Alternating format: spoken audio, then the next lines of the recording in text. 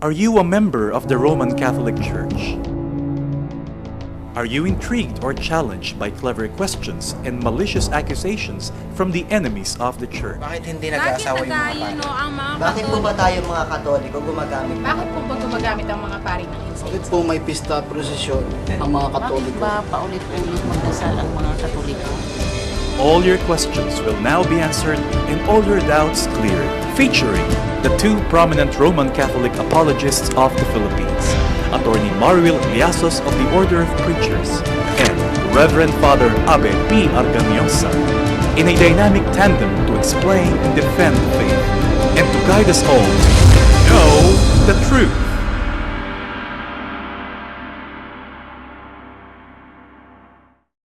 Magandang araw po sa lahat ng ating mga masugid na taga-subaybay sa Know the Truth dito sa TV Maria. Ako po si Attorney Marwil Liasos OP, sa ngalan po ni Father Abe Arganiosa, makakasama po ninyo sa napaka-espesyal na pagtatanghal na ito para po sa ating Lenten special ng Know the Truth. Alam po ninyo maraming mga nakagawian ng mga Pilipino na ginagawa tuwing panahon ng Kwaresma na hindi naman talaga itinuturo ng ating inang simbahan. Lalo na po yung tinatawag na black magic, yung pagkuha ng mga gayuma at ng mga anting-anting. Nako, marami pong gumagawa nun. Kaya para sa ating pong pagtatanghal sa araw na ito, isa pong eksperto sa tinatawag na exorcism, walang iba po, kundi ang direktor ng Archdiocese of Manila Office of Exorcism, si Reverend Father Jose Francis Siquia, o mas kilala natin sa pangalang Father Josies. Magandang araw sa iyo, Father. Magandang araw, Attorney Marwil. At talagang natutuwa po kami sa pagpapaunlak nyo sa Know the Truth, Father. Thank you very much. Alam po ninyo, mga minamahal, si Father Joseph Siquia po ang direktor ng Archdiocese of Manila Office of Exorcism. Father Joseph, kailan ba nagsimula itong tanggapang ito ng Archdiocese of Manila?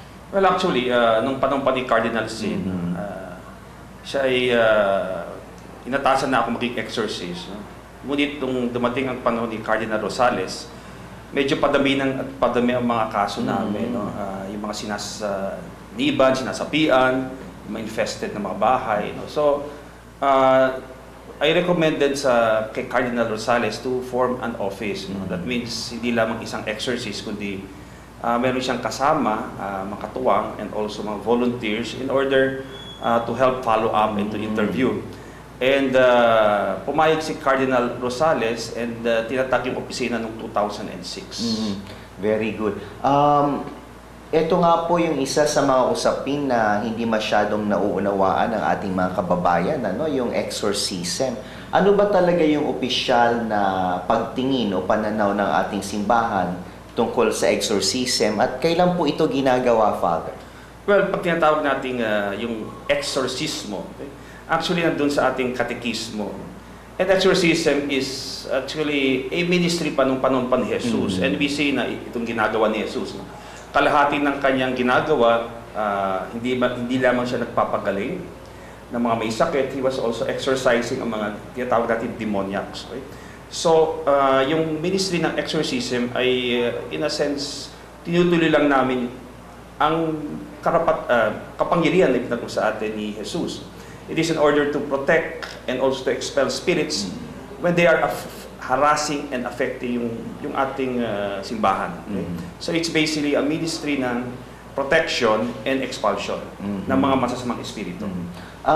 Father, ano ito mga tinatawag na mga diabolical activities? Halimbawa, kasi naririnig ko, merong diabolical possession, merong diabolical obsession, infestation. Ano po itong mga ito? Well, unang-una, alam natin that ang mga demonyo ay pwede kumapit hindi lamang sa tao, kundi sa mga bagay, no? At mga hayop at mga bahay. No? So, kapag ang mga demonyo ay kumapit sa isang lugar o isang bahay, o halimbawa isang hayop, no? Like in the Gerasene demoniac in the gospel, then we call that infestation.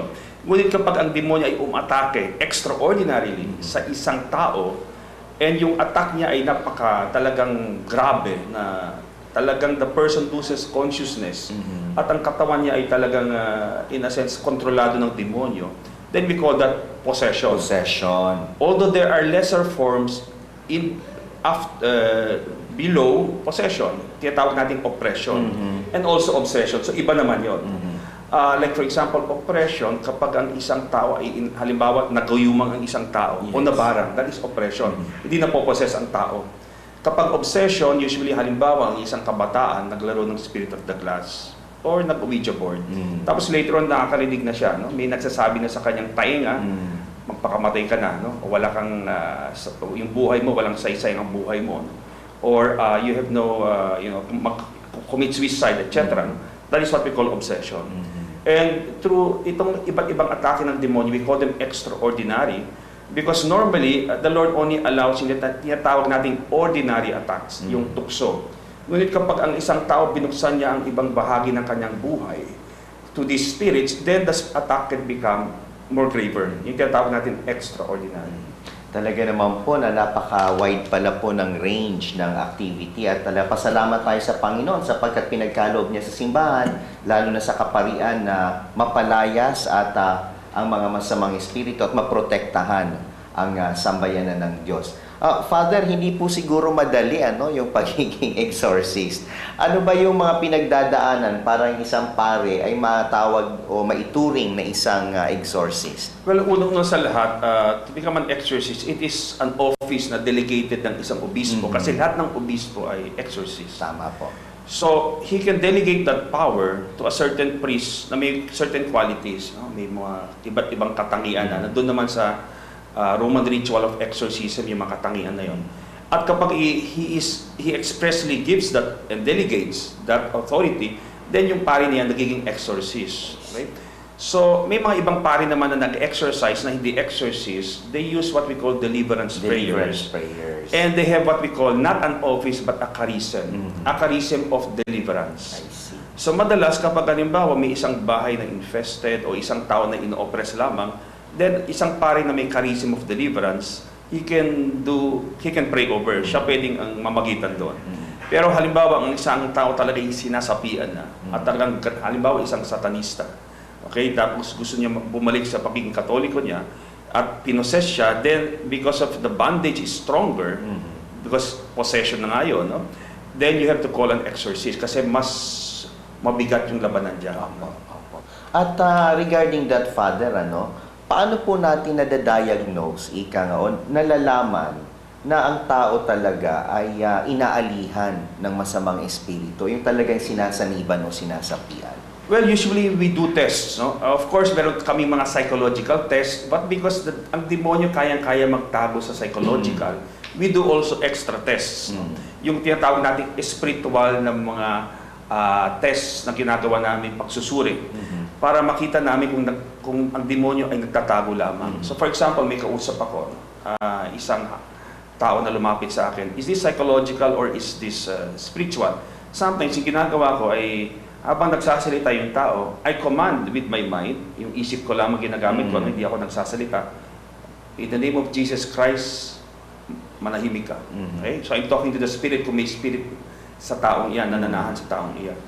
Kung biglang nag-react yung tao, tumahimik o biglang nag-react na violently, then I know that this person is not merely psychologically ill, correct, may spirito na nandyan. Or minsan, halimbawa naglalagay ako ng holy water sa kanyang inumin. In the beginning, kaya niyang uminom, then later hindi napansin, maglalagay ako ng holy water. The next time na uminom siya, may holy water na yan, biglang susuka yan. Or sasakit yung tiyan niya, o biglang ang pait, o parang nasusunog yung labi niya. Sometimes, there's a negative reaction. Ibig sabihin yung tinatawag na aversion to the holy. Aversion to the sacred. To the sacred. So that is one of the signs that we are dealing with a demoniac at hindi psychological lamang yung problema ng taong iyan. Kailangan po talaga ng masusing discernment, Father. So talagang very specialized na gawain po ito. Kasi it is like siguro kapag ang isang tao may cancer, hindi ka lang basta-basta pupunta sa an ordinary maybe doctor to get a better diagnosis, no? You go to an expert para malaman niya, pwede niyang gawin yung tamang mga tests para makita kung talaga may cancer ka o wala. Ngayon naman, Father, dahil malapit na po ang Biyernes Santo, ang Holy Week, nasa Kwaresma na po tayo at bilang pagtatanghal sa ating Lenten Special, Alam po ninyo, kasi ako galing sa probinsya. At sa probinsya, hindi lingid sa kaalaman ng marami, meron pong mga naghahanap ng mga anting-anting o gayuma. Ano po ang masasabi natin sa gawain ito? Ito ba'y aral ng simbahan? Well, kung Katoliko ka, no, then automatic that according to sa katekismo natin at turo ng simbahan, makikita naman natin sa Lumang Tipan hanggang sa Bagong Tipan, those are all pagan practices na idolatrous. Kaya nga may mga Pilipino na sinasapian dahil hinahalo nila. We call it tawag ni Pope Benedict dyan, syncretism. Hinahalo mo ang pananampalataya mo with pagan practices. So halimbawa, meron kang sacramental na St. Benedict's Medal or Miraculous Medal, tapos katabi niya meron kang anting-anting. Mangyayari dyan, madali kang maposes o atakin ng demonyo because God is a jealous God. Dapat mamili ka. Kung ikaw ay Katoliko, then only use the means na pinagkaloob sa atin ng simbahan. Kasi pag gumamit ka ng mga anting-anting na galing sa mga pagan religions, then ibang Diyos-Diyosan na yan. Magkakaroon ng problema yan. There will be some form of reaction sa tao. No? Doon papasok yung malas sa buhay niya, etc. etc. At saka marami po sa ating mga kababayan, Father, yung naniniwala sa kulam, sa barang. Totoo po ba ito? Meron po ba talagang mga nababarang at nakukulam? Yes, actually that is part of black magic. No? Even in the before Christianity, no, meron ng witchcraft. At may mga tao diyan na gumagawa ng ritual, they conjure spirits to get power para atakin yung kanilang mga kaaway. They can use either what we call curses, yung mga ulam, or barang. It is also a form of curse by which they attack the body of the person. No? Kaya nga't meron tayong mga protection na sacramentals, halimbawa yung St. Benedict's Medal, is a very good protection against curses. Kaya nga't bago pa dumating ang yung pananampalataya in the Greek-Roman Empire, yung mga mangkukulam ay sinusulog na sila. Because precisely, they could really do harm at ito ay normal na karanasan ng tao. And therefore, we as Catholics, we have to protect ourselves from demonic attacks by people into black magic. Marami kaming kaso kasi na kinulam o binarang. At Father, ang nangyayari po karamihan, yung mga pinagsususpetsa na nakulam o binarang, dinadala nila sa mga albularyo. No?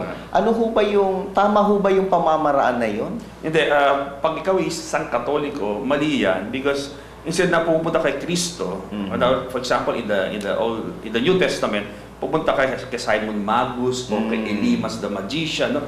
And walang tumatak, halimbawa, nung panahon ni Jesus, walang tumatakbo sa mga magicians. Tumatakbo sila kay Jesus. Because only God can expel. Kaya kapag pupunta ka sa albularyo, they don't use the name of Jesus at hindi silang papalayas. Yung ginagawa lamang nila is tinatabunan lamang ang spirito na umaatake sa tao. They subjugate that spirit. Kaya parang nawawala temporarily yung mga atake. Pero pansamantala lamang yan. Later on, magkakasakit uli yan after a few months at mas malala. Mas matindi. Oo, mas matindi. At hindi lamang yan. Pwedeng mag-iba ng anyo. Later on, sira-sira na ang kanyang pamilya. Okay? Nakakaaway-away na sila. Hindi napapansin ng tao na ito'y galing sa pagpunta sa mga occult practitioners. Ito po, Father, nagpapakita lamang na talagang walang deliverance of freedom na nangyari. It's only a matter of subjugation. Yes. Because only the name of Jesus, only God can expel an evil spirit. Hindi kaya ng tao. That's why with the coming of Christ, sabi niya, with the coming of Christ, He came to destroy the works of Satan because only God can overcome isang masamang espiritu. Kasi ang fallen angel ay isang malakas na nilalang ng Diyos. So yung tao hindi niya kayang patanggalin yan. It is only the name of Jesus. That's why there is no expulsion outside the name of Christ. So in other words, Father, itong mga practitioners na ganito na kunyari nang gagamot at saka kunyari, di ba, tila gumagaling naman pero hindi naman pala dahil hindi naman true deliverance. So yung kapangyarihan ng tao na yon na hindi nanggagaling kay Kristo, maari po ba nating sabihin na ito ay galing din mismo sa masasamang espiritu? Yes, because there are only two kingdoms. Dalawang kaharian lamang yan. Sabi nga ni Jesus, if you are not with me, you are against me. Walang pangatlong na kaharian. It is only the kingdom of God, Christ, and the kingdom of Satan. So, kapag halimbawa, yung spiritual healing mo ay hindi galing sa kaharian ng Diyos, asan pa nanggagaling yan? Correct. Opo. Kaya nga si Moises, naalala nyo yung sa Lumang Tipan, Atty. Marwil, Moses, was used by Yahweh to bring out the Israelites. Ngunit bakit parang tigas ng ulo ni Pharaoh?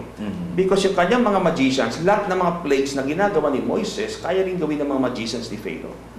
Kaya nga yung mga magicians ni Pharaoh, kaya rin nila magpagaling, etc. No? So they have power using the powers of the occult. Kaya nga naniwala lamang si Pharaoh na mas malakas si Yahweh nung hindi kayang kalingahin ng kanyang mga what we call gods.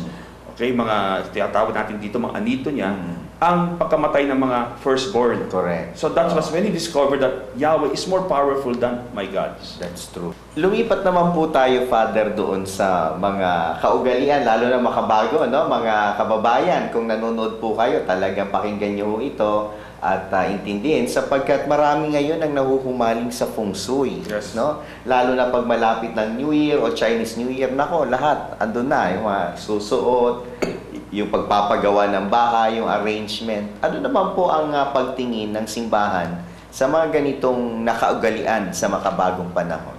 Well, the Vatican ay nag-release ng isang dokumento. The title is Jesus Christ, the Bearer of the Water of Life. At sabi dyan, there are New Age practices that are anti-Christian. That means they can minimize the effectiveness of your being a Christian. And they can also, pwede maging hadlang sa grasya na dapat pumapasok sa buhay ng isang Kristiyano. Now, kapag binasa mo yung dokumentong iyan, klarong-klaro na nakalagay dyan, feng shui. Okay?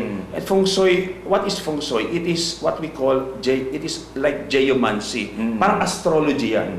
Ngunit, unlike astrology, kung saan yung kapalaran mo, makikita mo daw sa mga bituin, etc. No? Your destiny is found in the stars, and of course, that is against our faith. Okay? Ang tao ay we are the apex of God's creation. Tayo ang natatanging nilikha ng Diyos. We are not under the power of the stars. So, ganun yung feng shui. Instead, ang mga bituin ang ginagamit, okay, para ma-dictate yung destiny mo, ma-affect yung destiny mo, no? Yung kapalaran mo, ginagamit yung lupa. How you arrange objects in your house. No? So right away, that is anti-Christian. Precisely because God is a personal God at hindi siya cosmic energy. Correct. Opo. Kapag halimbawa, you need the blessings ng, halimbawa may mga pangangailangan ka, and you need the graces and blessings of the Lord, then meron na tayong mga, what we call, we have all the means pinagkaloob na sa atin ng simbahan to be able to attain this. And not only that, no? To be able to enter heaven. No? Kaya nga, kapag halimbawa napabless ka na ng bahay, lahat ng kailangan mo para magkaroon ng katuparan sa buhay mo, you will receive. Kaya kapag ikaw, wala kang tiwala sa Diyos at nagpa-feng-shui ka pala, etc., etc., then that is an affront. Masakit sa Diyos yan. Insulto. Insulto. And that can block yung grace. Because precisely you are saying that I do not believe, Lord, na lahat na ikaw ay sapat para sa aking pangangailangan. Okay? So I have to do this feng shui, etc. No? So actually, it is very clear sa Vatican document, it is against our faith because it goes against divine providence and our confidence with God's love for us. And it denies that our God is more than enough. Yes, no? yes. It denies that we have to look elsewhere. Hindi lamang ang Diyos. God, we need more than God. No? Kaya nga yung nakakalungkot, may mga bahay dyan na pag mag-bless ako, bakit may Buddha dyan? Okay? Parang sigurista, no? Sigurista. Parang, halimbawa, just in case hindi sumagot si Kristo, nandun si Buddha. No? So, ganun yung mga Israelita, yung mga Hudyo, nung time in the Old Testament. No? Kapag hindi sumagot si Yahweh kay Moises, right away, nandun yung mga Baals. Okay? So, that was the great sin of the Israelites. Kaya nga tawag sa kanila, adulterers and unfaithful spouses. Yan yung pinakakasalanan nila. Because they would easily turn sa kapangyarihan ng iba't ibang mga Diyos-Diyosan, yung mga Baals of the other nations. Nakakalimutan po ng ating mga kababayan, gaya ng sinabi ni Saint Teresa of Avila, solo Dios basta, God alone suffices. That's why dun pumapasok yung ating faith. So, once you practice feng shui, okay, right away, that is already divination, that is already against the first commandment, kasalanan na ho yun. That is very clear sa ating katekismo, and also yan yung Vatican statement. Okay? Nabanggit mo kanina, Father, yung New Age naman. Ano naman po itong phenomenon? Kasi kahit na sa mga malls, ang dami kang mga mabibiling New Age products. So kapag ang isang Katoliko ay hindi discerning, baka nagiging New Age practitioner na siya. Ano po ba itong New Age na ito? Well, the New Age actually, sabi nga ni Pope St. John Paul II, no, ito'y pagbabalik muli ng mga pagan, the pagan religion before Christianity I see. spread throughout the Roman Empire. So it's actually neo-paganism. Pero it is packaged in a very parang scientific para mas maniniwala ang Mas tao na kapani-paniwala, yun no? na there is scientific naman may basis to sa realidad. Well, actually it is not empirically proven by science. And when you kapag talagang pinag-aralan mo yan, mapapansin ninyo, no, its history traces back to actually paganism. Kumbaga, clothed in the garb of pseudoscience. Parang kinommercialize para yan yung deception. Hindi halata. But it's the same use of all these occult powers. It is all about occult powers and using how to manipulate these powers using these different rituals. Closer to home, Father, dito naman po sa atin sa Maynila, no? Lalo na kapag ikaw ay nagawi dyan sa Quiapo, paglabas mo pa lang ng simbahan, marami ng manghuhula, Yes. mga sinasaniban ng Santo Niño, at maraming mga tumatangkilik doon sa mga mananawas at mga albularyo. Diyan mismo sa harapan ng ating simbahan Yes. sa Quiapo. At ikaw na-assign ka sa Quiapo, Yeah, Father, actually, doon ano? yung first case ko na I had to pray over someone, okay? At doon kasi, as I mentioned, no, sa labas, siguro mga 250 daw yung dami ng mga manghula dyan. Kaya minsan tinanong ko si Bishop Buhayin, Bishop, bakit na pinapayagan natin to? Sabi niya, actually, yung lugar na kung saan sila nananatili, they are actually public, that is already public space. Owned by the city. Owned by the Manila. city na yan. So wala tayong hawak dyan. Okay? Walang jurisdiction. So, sabi ni Bishop Buhay, he already asked the government to remove them. Because Including yung mga pampalaglag, yung pamparegla daw. di yes, ba? all of those, no? And all these occult, mga binibenta ng mga objects, no? Yung mga kung gusto magkumula, may mga itim na kandila dyan, okay? oo. So, wala namang ginagawa yung gobyerno, precisely siguro because baka magkaroon ng negative reaction yung tao, no? So sabi niya, we cannot do anything precisely because that is outside our jurisdiction. No? Kaya nga nung may first yung assignment ko doon, naalala ko, no, may makita mo mga tao talagang tainting nagdadasal kay Poong Nazareno. Then bilang tatakbo palabas yan, sabi ko sa isang manggagawa sa loob ng simbahan, sabi ko, saan pupunta mga yan pag tumatakbo sila palabas? Ay, Father, pupunta ko sila sa manghula. Itatanong daw nila kung ipagkakalob sa kanila ang kanilang hiniling kay Poong Nazareno. So sabi ko, so yun pa lang, that is already a code. Ibig sabihin, wala kang tiwala sa Diyos. Panginoon. Kailangan mo pang maging sigurista. And that is a lack of faith. Parang wala kang tiwala sa pagmamahal sa Diyos. Ang pagmamahal ng Diyos para sa iyo. That's true. Okay. And He knows what is best. Ayan, so talaga naman, marami talagang ginagawa ang ating mga kabayan na hindi naaayon sa ating pananampalataya. At kung babalikan ko, Father, yung pinag-uusapan natin kanina tungkol sa New Age, para po sa kaalaman ng ating mga kababayan, pwede po kayo magbigay ng mga specific or particular na gawain na hindi natin alam New Age na pala. Well, actually, like for example, yung pranic healing, right? Sabi nila, it is a kind of healing na, of course, na using daw the Holy Spirit para gumaling yung tao. But actually, it is not supernatural healing. It is merely psychic or occult healing.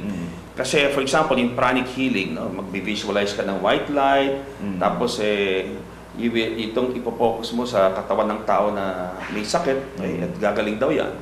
So, automatically, hindi yan yung prayer of healing na ginagawa ng simbahan natin. Precisely because it is the Lord who heals. That's and therefore, we pray to God para gumaling yung tao. Hindi yung mag-visualize tayo ng puting niya, ilaw, ganun.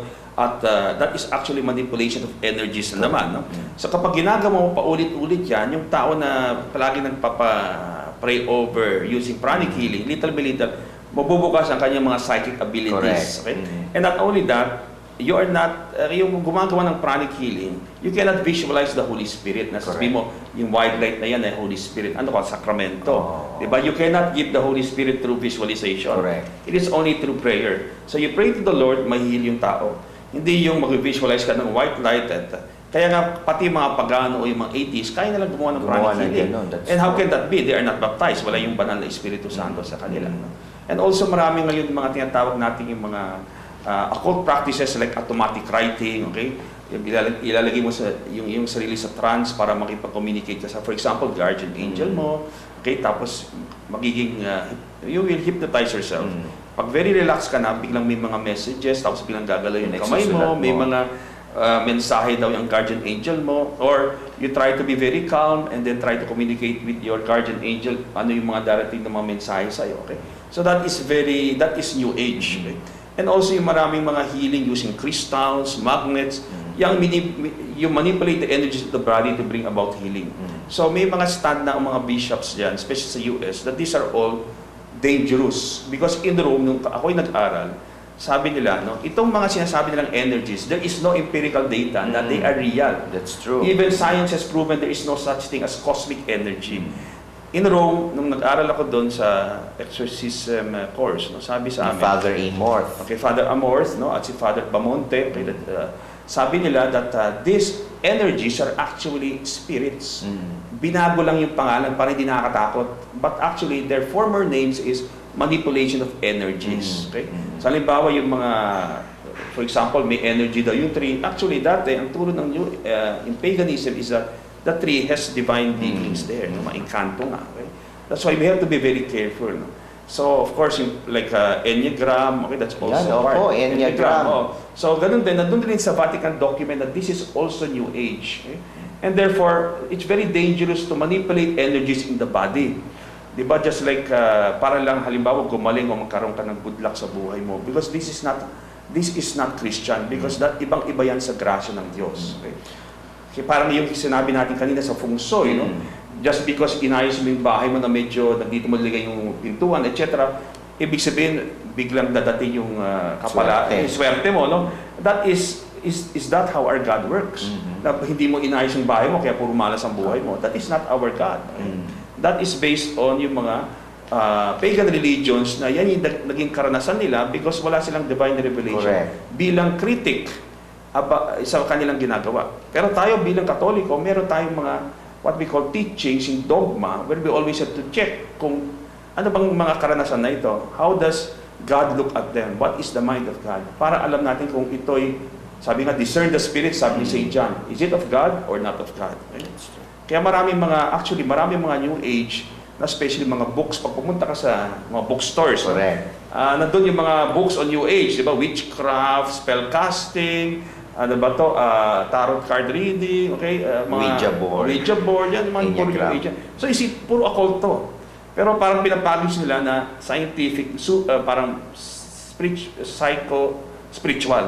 So parang it is now something that is not dangerous. Ginawa nilang modern. Modern but lang. It's paganism or It's occultism. Because sabi ni Pope John Paul II, the New Age actually is a return of Gnosticism. That's an occult heresy in the early church. In the early church, correct.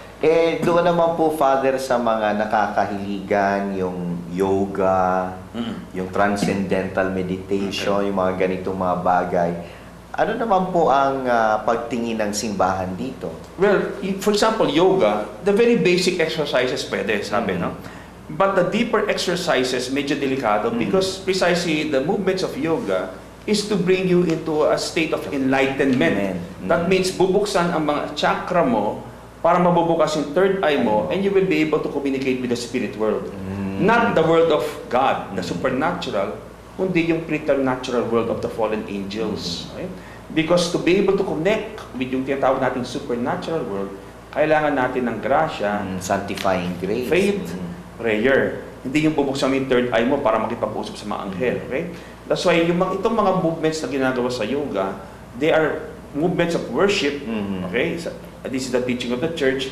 And they can open your different energy centers, or we call it chakras, and that's the whole term. Okay? And once you do that, you become open to the influence of the preternatural world around us. That means the world of the fallen angels. Magiging vulnerable ka. Possible ang oppression or even possession. Kaya nga yung mga tao nagbubukas ng third eye nila, later on nakakita na siya nila mga spirito, and later on yung mga spirito na yan, sinasanipan at sinasapian na sila. Nako, napakarami pala tayo mga ginagawa, mga kababayan, na medyo delikado. Pero babalikan natin uli yung isang topic na gusto kong buksan, ano, Father? Okay. Yung centering prayer. Kasi ako mismo, hindi ko masagot ng maayos, ano? Kung ano itong centering prayer na ito. At ito ba ay naaayon din sa kaisipan ng ating simbahan? Well, the Church, the Vatican has already made a statement that centering prayer is not Christian. Precisely because it is actually putting yourself in a sort of semi-hypnotic trance state, a passive state, so that you will now be able to reach the state of contemplation. And very clear sa teaching ng ating simbahan, for example, sabi ni St. Teresa of Avila, a doctor on prayer, na you do not enter into passive prayer if hindi ka pa dumadaan sa lower levels of prayer. That's true. Kaya nga kapag halimbawa, umupo ka lang dyan at biglang, okay, you relax yourself and you focus on your breathing and you blank your mind or maybe focus on a certain word or whatever, no? You are not communicating with someone. And for example, Atty. Marvel, we are talking now and I'm just doing this and I'm just saying, Marvel. Is there some form of communication happening? Wala. There is no relationship.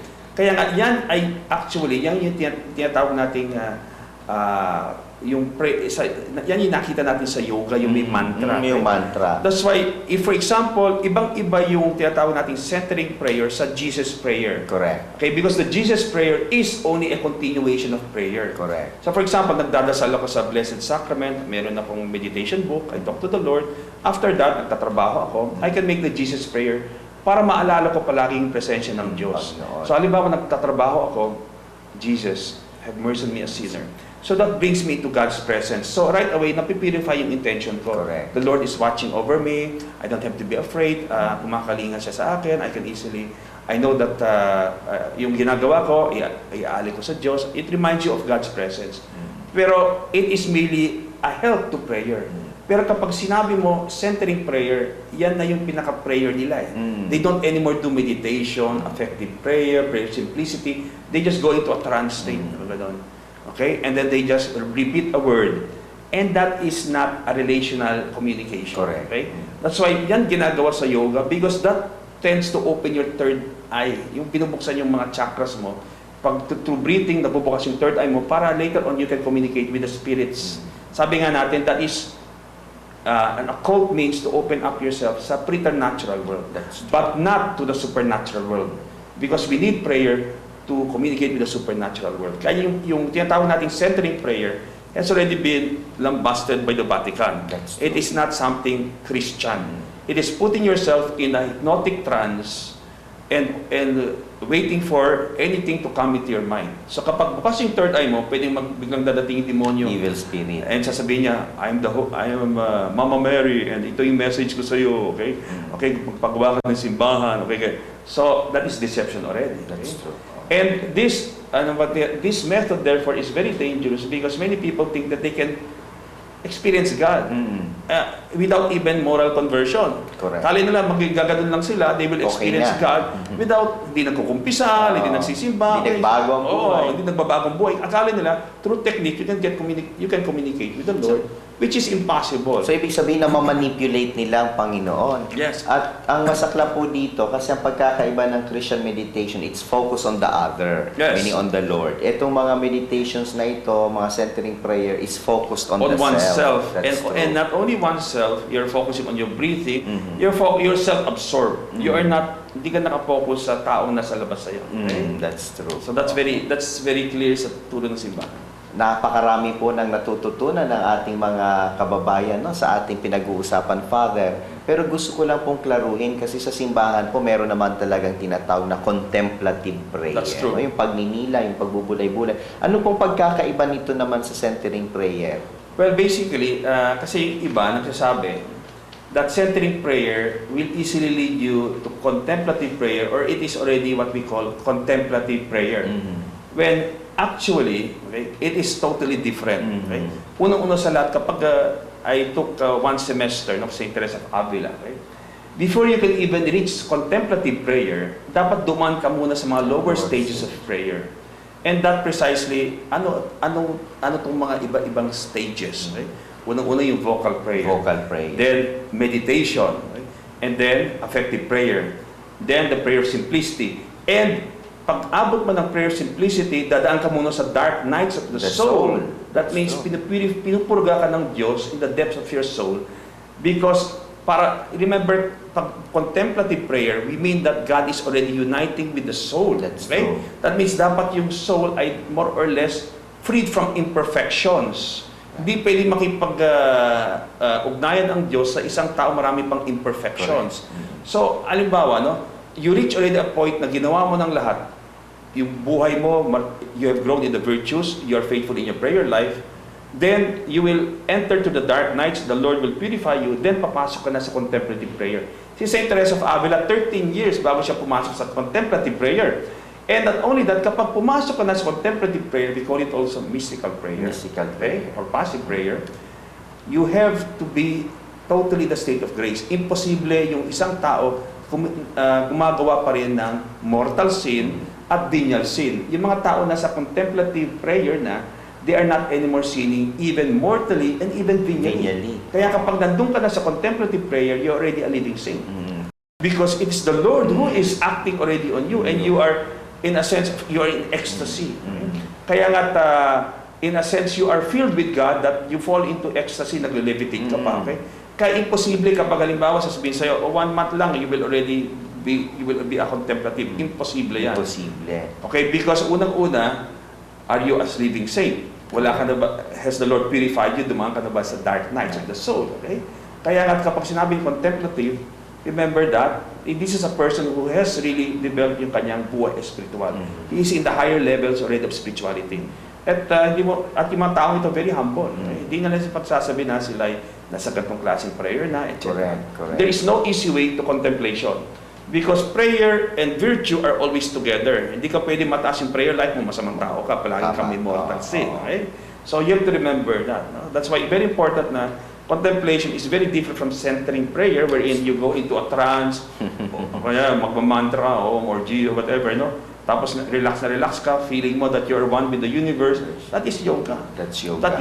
That is zazen sa tinatawag nating Zen Buddhism. It is not a connection with the divine. Kaya nga yung mga tignan nyo, in all pagan religions, yung mga practice ng yoga and zazen, until now, if they are connecting really with God, why don't they even know that there is only one God? That's true. Diba? That means, yung pinaka-basic yan, nag-iisa lang ang Diyos. So kapag halimbawa, sinasabi na they are connecting with God, why for them God is an impersonal energy? Why is He not Trinitarian? Why don't they know that He is only one?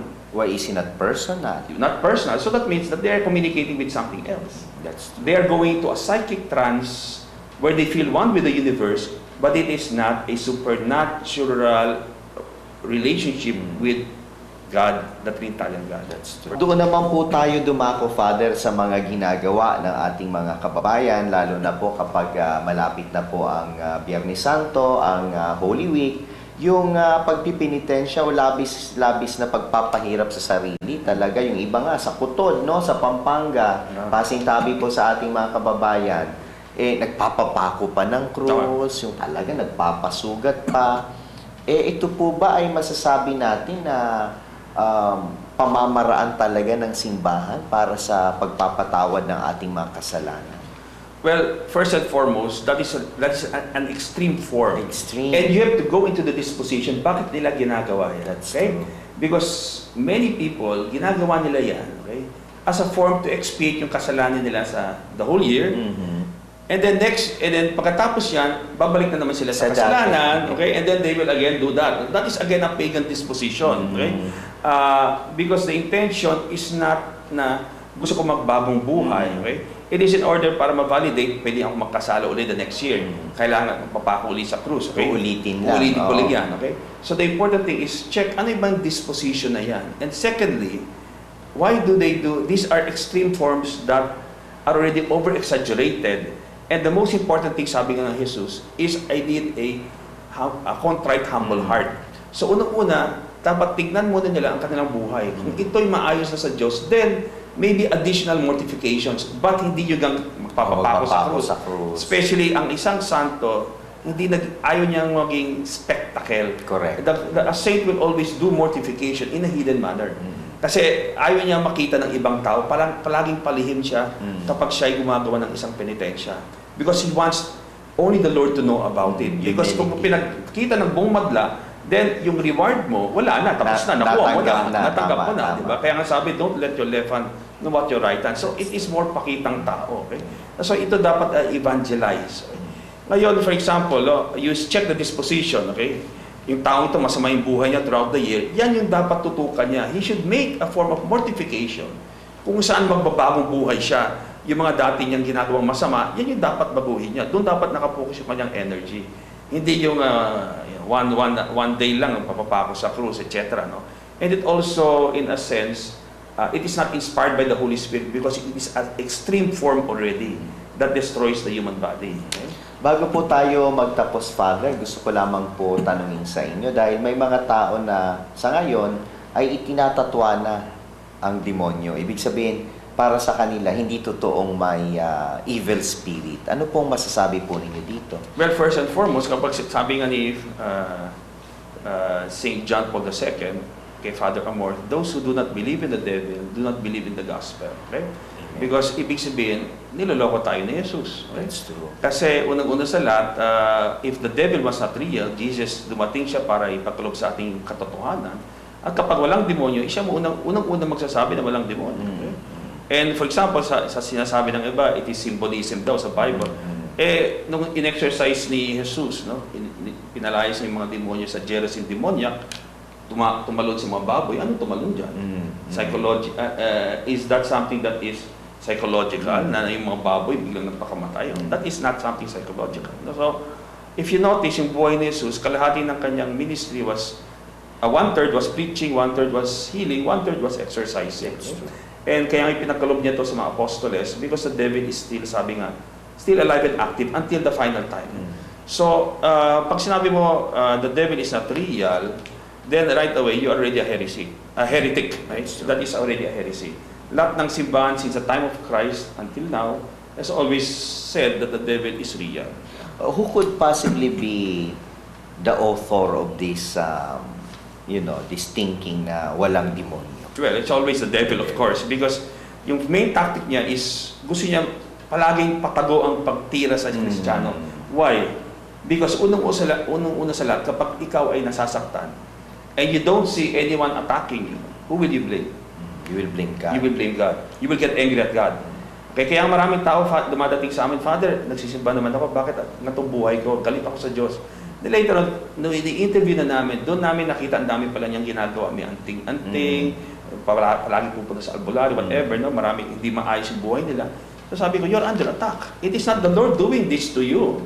Ikaw mismo, pinayagan mo ang demonyo, inimbita mo siya, whether intentionally or unintentionally, to do this to you. And God is here now to make use of this experience para bumalik sa Kanya. Okay? That's why, do not blame the Lord because you are being deceived by the devil. Kasi maraming dumadaling sa amin, mga kaso sinasapian, they tell me, Father, dati hindi ako naniniwala sa demonyo. But see, they get attacked. Ngayon lang sila naniniwala. Pero kung ikaw, sabi nga ni San Ignacio, no, kapag ikaw yung isang makasalanan na tao, madalas the devil will not show himself directly. Kasi magbabagong buhay yung tao. Correct. Okay? Usually, magpapakita ang demonyo sa taong hindi naniniwala sa Diyos only at the moment of death. Para takutin siya at hindi na siya humingi ng tulong sa Diyos. That's why the devil will always hide. Pero kapag isang tao talagang gusto niyang maging talagang banal, the devil will be more aggressive. Kaya nga dapat isara natin lahat ng pintuan kung saan siya pwede pumasok. Because we are not aware, we may be removing certain armors na dapat na sa atin. Kaya nagiging open tayo sa kanyang attacks. Ano naman po, Father, ang dapat na attitude ng isang Katolikong Kristiyano, isang tunay na mananampalataya sa demonyo? Ang demonyo po ba ay dapat nating katakutan? Well, first and foremost, it's like suffering, no? Yung pagdurusa ng tao. Why does the Lord allow suffering? We have to answer that question because pinapayagan ng Diyos eh. Unless alam natin yung kahulugan at kahalagaan ng pagdurusa, then we will not use it para maging banal. Ganun din ang demonyo. Why does the Lord, pinapayagan pa ng Diyos, ang demonyo umatake sa mga Katoliko? Why doesn't He just destroy them or itapon sa impyerno? Kaya the question there is, dapat alam mo kung ano ba ang dahilan kung bakit pinapayagan ng Diyos ang demonyo kumakalat pa rin sa ating mundo at umatake sa mga Kristiyano. Especially those closest to the Lord, like si Padre Pio, St. John Marie Vianney, binabugbog sila. No? Now, knowing that, knowing the meaning that God puts into that, yung kahulugan, then you will also know its value, kahalagahan. Why did Jesus come to this earth to battle Satan, to destroy his works? Bakit siya pinayagan niya sarili niya matukso ni Satanas? Why did he allow Judas to be possessed? Unless we answer that, we will not know how to properly respond. That's why ang demonyo pinapayagan ng Diyos na manatili pa sa lupa because he has a role to play for our sanctification and for the glory of God. Ngayon kapag ikaw yung Katoliko, just like with suffering, dapat maunawaan mo yan. So that ang pagtugon mo sa demonyo, parang ang pagtugon mo sa pagturusa sa buhay mo will be always meritorious. Okay? That's why we have to understand the devil has a role to play. God permits the devil to act because there is a greater good para sa mga tao nang mamahal sa Diyos. Okay? Because remember, matatapos yung labanan, talo ng demonyo. Okay? But we gain merit when we join Jesus' war against the devil. Kasi pagtapos ng labanan, okay, victory na si Jesus is victorious. Tapos hindi ka lumaban sa labanan na yan. Tapos nakita mo lahat ng mga santo na nakipaglaban sa demonyo and overcame the devil's temptations, etc. Tapos nandun ka lang sa tabi kasi you were afraid. Right? So because of that, there is rejoicing there pero parang ikaw hindi ka kasama. You lose a lot of opportunity to gain merit and to glorify God. That's true. Kaya nga, remember, we should not be afraid of the devil kasi talo na siya. But we have to join yung sinasabi ni San Pablo, yung spiritual warfare. Because in the end, the devil will lose, but we want to share in the victory of the Lord. Amen. Because when the Lord is glorified, those na may mga scars of battle will also join the victory. Amen. Then the more you will also be glorified with the Lord.